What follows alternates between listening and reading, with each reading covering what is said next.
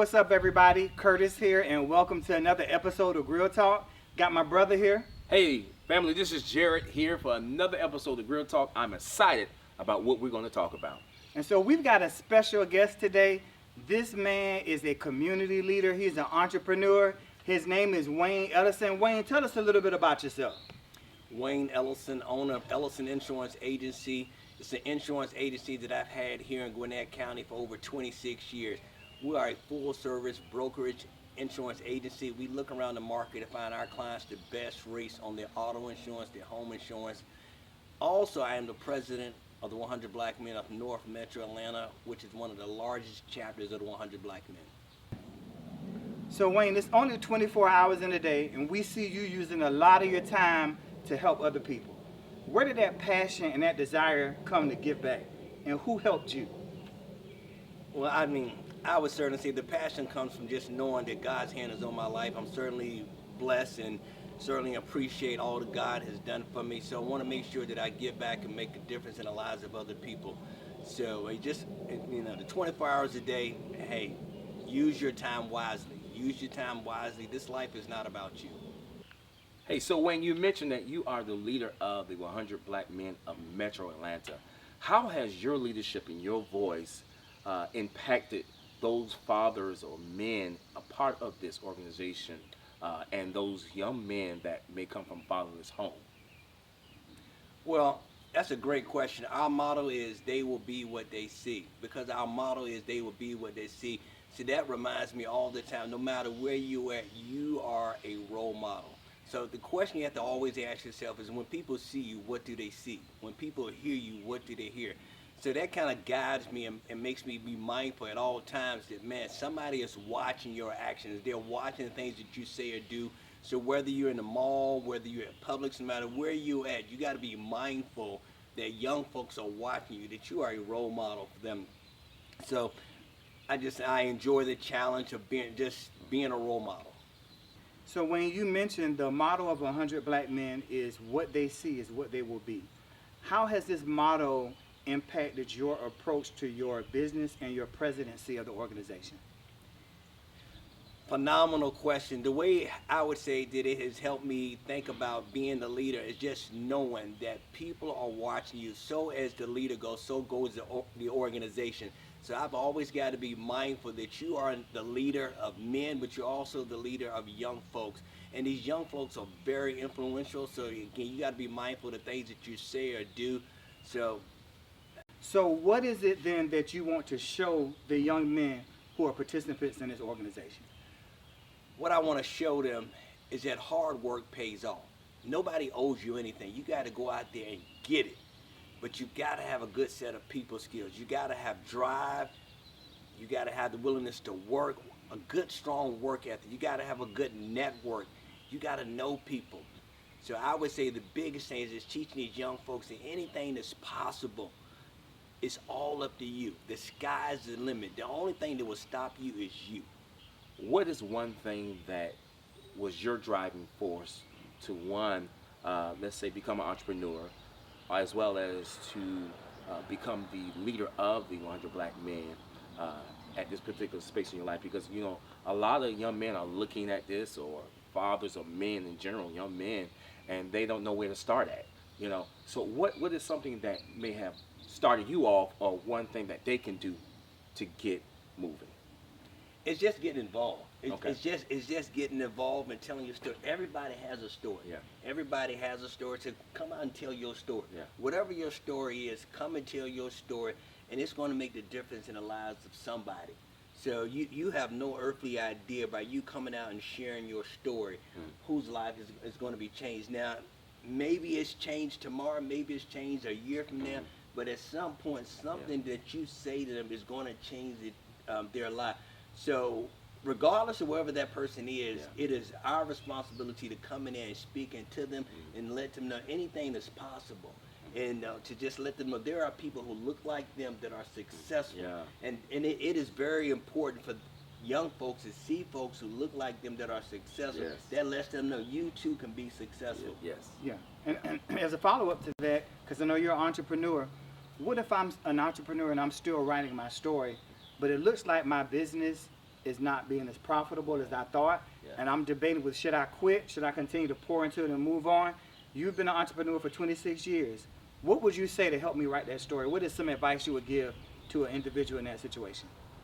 Is have the right folks around you. You got to have the right folks around you. Your team is important. The folks that you have around you, the folks that you have supporting you.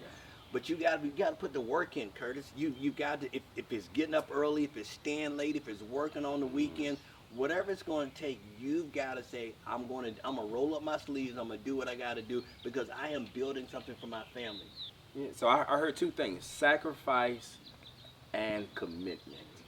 And I think that's two of the most driving forces and some things that are missing. And so let me just say this to you, or ask you this question. If you could look into that camera and one person is saying, hey, yeah, I hear what you're saying, but I'm battling in my mind with consistent failures. What could you say to that person and say, hey, this ain't your end? You know, because I'm sure in your course of being an entrepreneur, everything wasn't the sun shining. So there's sometimes where seasons you had to really pull through. What did you use to get you through those moments? Yeah. God. Mm. I leaned on God because I know that He gave me this vision. Yeah. And it so because He gave it to me, it is my responsibility to bring it to pass. Oh man. So therefore, I just just constantly lean on God, lean on the Word, just kept pushing, and just had to believe, had the faith that I'm not giving up. I'm not giving up. I'm here. I just got to put the time in. I've got to put the time in, regardless of how much ever time it takes. And that's the one thing a lot of folks are not willing to put the time in. It's not going to be overnight. So what people see now is somebody who's been in business for 26 years. Yeah. So people don't. If the truth be told, people don't see the first 5 years. The first 5 years were a struggle. I worked another job. I worked another job. I did what I had to, to do. There was a lot of sacrifices, but I knew I was doing it for my family.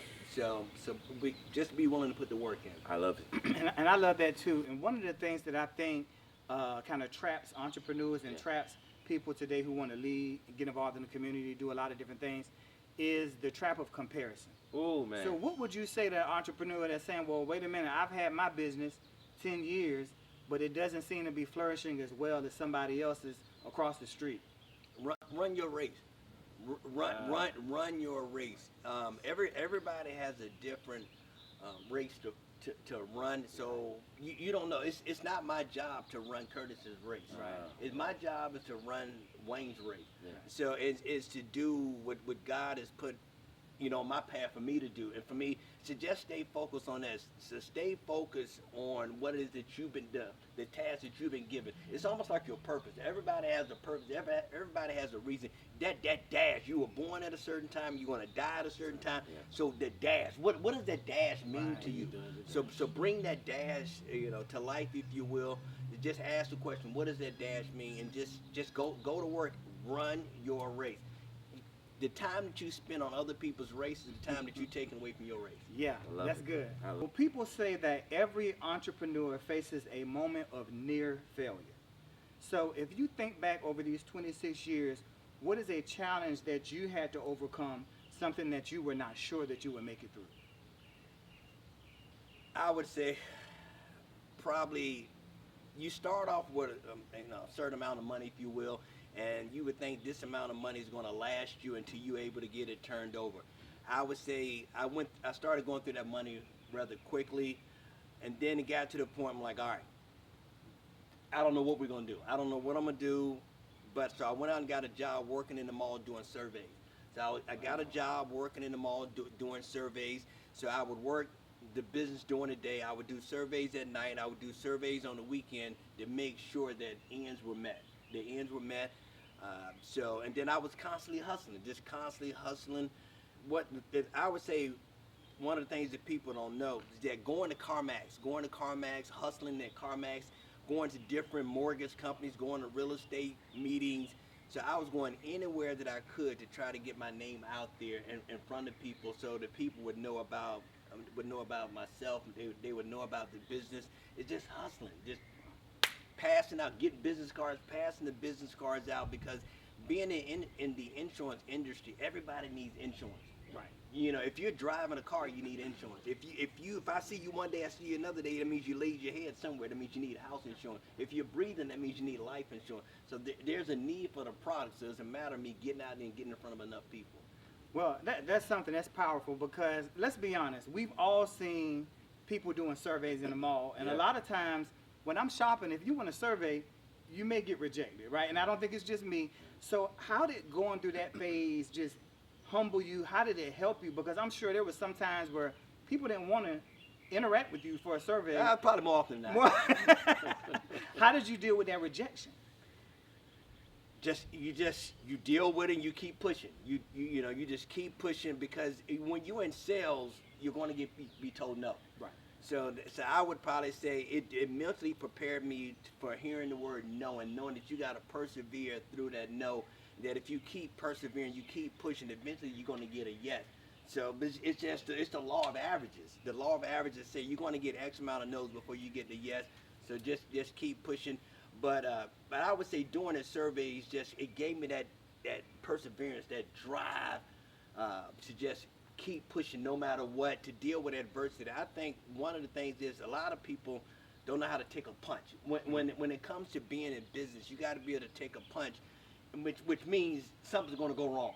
Right. Something's going to go wrong. So and then how do you overcome something when something goes wrong?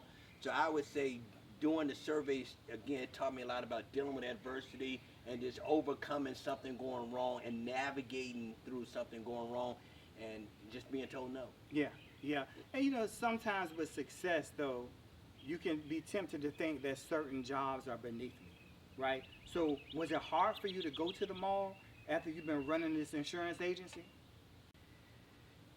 Not really. To again, try to make sure that I kept my dream alive. Yeah. So I'm stayed focused on the goal. Don't get caught up in this, that, and the other. Stay focused. Get the job done. Go home. Do what you got to do. So but it's definitely humbling. Let me ask you this, because now you're in a different room now. What keeps you hungry now? What keeps you pushing now, given the fact that you've been in business for 20 plus years, you're leading a very important organization within the community. What keeps Wayne still grinding right now, even though you got a team? Right? What keeps you coming in every single day, making it happen? I would probably say that when I look out and I see different things going on in our community, Okay. when I see Okay. different things going on in our community, why not me? Somebody's got to be the one. Somebody's got to do it.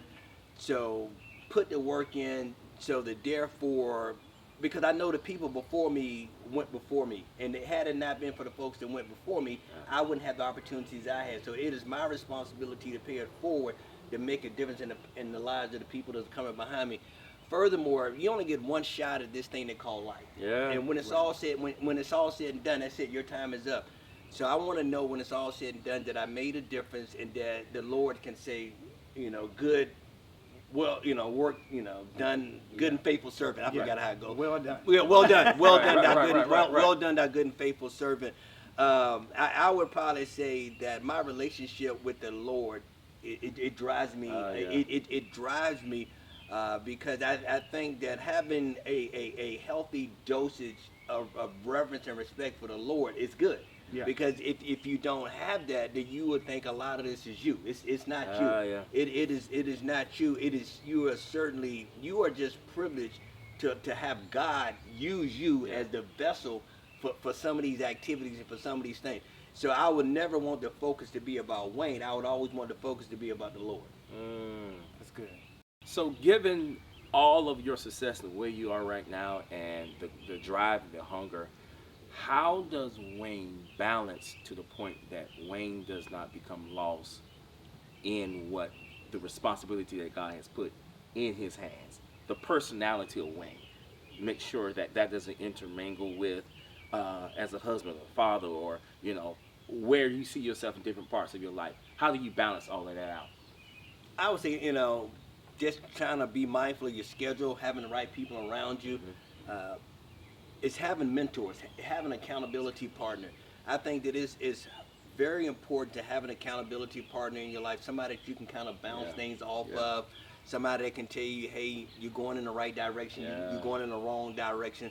So I think that I am very grateful that I've got people in my life that I can be naked and not ashamed when I can talk to people. I can just talk to them and say, hey, this is what I got going on. And these people are able to say, hey, I think that's a good idea. I think that's a bad idea. So because all too often, a lot of us, we rely only on our own That's good. information, if you will, whereas as opposed to, leaning on other people. So, but I will certainly say, again, I talk about having the right people around you. So it's certainly good to have a good, strong spouse, a good, strong support system. I've got, so I would say definitely my spouse. I would probably say I got a phenomenal relationship with my dad. But I've got some older guys that are in my life that I have the opportunity to speak to, but I also got some younger guys. So there's a wide range of people that I say that kind of keeps me grounded and keeps me in the right place. So, but so again, it's the team that you have around you. Right. And the Bible does say, know them that labor That amongst labor you, right? amongst you. And a lot of times we want to build things. We want to build visions. We want to build dreams. We want to build businesses. But if we don't know the people around us and what they do, we're not taking the time to get to know people, how can we expand that network, right? And so we've got to be invested in getting to know people in our community. That's why Wayne is here today, because people need to know you, know what you do. And what would you say to a parent who's leading a young man, who's parenting a young man, and they want to get connected to the 100 Black Men? How do they connect with you in the organization? Good question. Our website is northmetro100.org. Please go to our website, learn more about our organization. You will see up there's a parent portal. You can fill out an application. We would love to have the opportunity to sit down with you and your child to see whether or not the 100 Black Men is something for you and your child. Again, we serve Cobb, Gwinnett, and Fulton counties. To just tell you a little bit about the 100 Black Men of America has been in existence for 40 years coming up in June. Our chapter has been in existence for 33 years, serving hundreds of children in the metro Atlanta area. We've got over 100, probably about close to 200 students in our mentee programs and our Men of Tomorrow program. But then something unique about our chapter is that we also have a collegiate 100 chapter that we have housed over at Kennesaw State. Then we've got an emerging 100 that services, that's kind of like that 25 to 35 young range, because again, we believe in mentoring over a lifetime. So again, please go to our website, northmetro100.org, learn more about our, the work in which we're doing. We would love, again, the opportunity to sit down with you and your son to see whether or not, again, this might be an opportunity for you and your family. That is great. Wayne, so in your opinion, what role do you believe the local entrepreneur plays in a thriving community? They play a critical role. They play a critical role because it's because of the small business owners. That's what makes America thrive, is the small entrepreneur. But the small entrepreneurs, they employ a lot of maybe 3, 5, 25 people. But they need to be engaged, they need to be involved in the community. So the community needs to know them. The community needs to know them, and not everything is about money. Not everything is about money. Money is important, and money gives you options, but at the same time, you got to be thinking about the service in which you provide, but you also got to be thinking about teaching skills and the people skills and a product and service in which you are offering, and whether or not it makes a difference in the lives of people. You want to make sure that you are providing a good product, a good service. If not, you won't be in business long. Not to make mention, you will not attract people to the business. So your business has got to be something that makes a difference in the community. So there's a critical role, I would say, that the entrepreneur plays in the community, whether, again, it's providing a good product, providing a good service, being involved, giving back and making a difference, because the community doesn't want to see you just take. The community wants to see that you're giving, so that therefore they know that you care, and everything's not about money, that you care about the community in which that is supporting you, because without that community supporting your business, you wouldn't be able to have the life in which you have. Yeah. So it's important to give back Yeah. to the community that provides you the lifestyle in which you have. That's good. That's good. Well, let me just say, Wayne, we appreciate you giving appreciate back you. today, Yes. man. You have Yes. really helped a lot of people, all the Grill Talk Yeah. viewers, people that want to get in touch with Wayne, don't hesitate. Don't. Great leadership. If you need insurance, call on my This brother. your guy. You know? This your guy. Glad to have you on Grill Talk, Wayne. Thank you for being